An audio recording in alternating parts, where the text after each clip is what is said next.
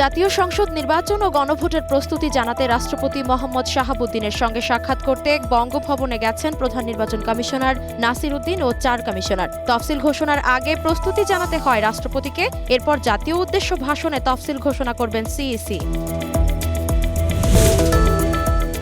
ত্রয়োদশ জাতীয় সংসদ নির্বাচনের জন্য দলীয় মনোনীত ১২৫ প্রার্থীর নাম ঘোষণা করেছে এনসিপি। জাতীয় নাগরিক পার্টির অস্থায়ী কার্যালয়ে সংবাদ সম্মেলনের মাধ্যমে প্রাথমিক তালিকা ঘোষণা করেন এনসিপির সদস্য সচিব আখতার হোসেন।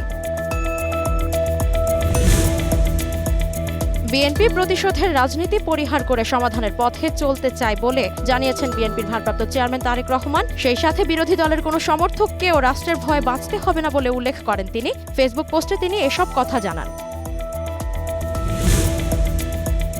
টাঙ্গাইল সদর উপজেলার ঢাকা-টাঙ্গাইল মহাসড়কে ট্রাক ও কাভার্ড ভ্যানের সংঘর্ষে ২ জন নিহত হয়েছেন। এদিকে ঝিনাইদহে ২ ট্রাকের মুখোমুখি সংঘর্ষে রবিউল ইসলাম নামে চালক নিহত হয়েছেন। নিহত রবিউল ইসলাম মাগুরার শালিখা উপজেলার সাপাহাটি গ্রামের বাসিন্দা।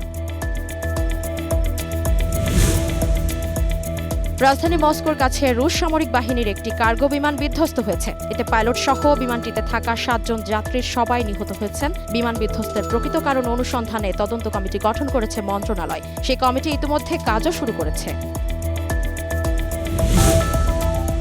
কোটাকে সিরিজের প্রথম টি-20তে সাউথ আফ্রিকাকে ১০১ রানে হারালো ভারত। আগে ব্যাট করে ভারতের ৬ উইকেটে ১৭৫ রানের জবাবে মাত্র ৭৪ রানে গুটিয়ে যায় প্রো সাউথ আফ্রিকা। ম্যাচ সেরা হার্দিক পান্ডিয়া।